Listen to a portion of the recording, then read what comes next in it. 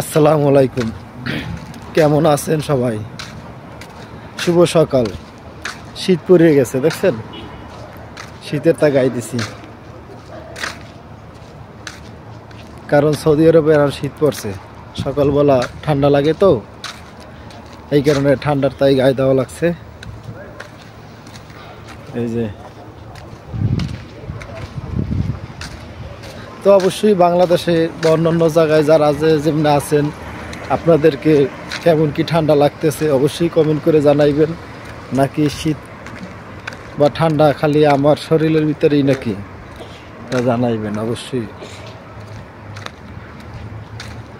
সবাই কমেন্ট করে জানাইবেন।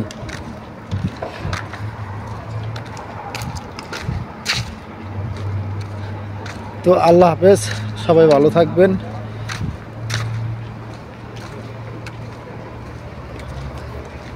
কমেন্ট করে কিন্তু জানাইবেন, ঠিক আছে? সবাই জানাইবেন।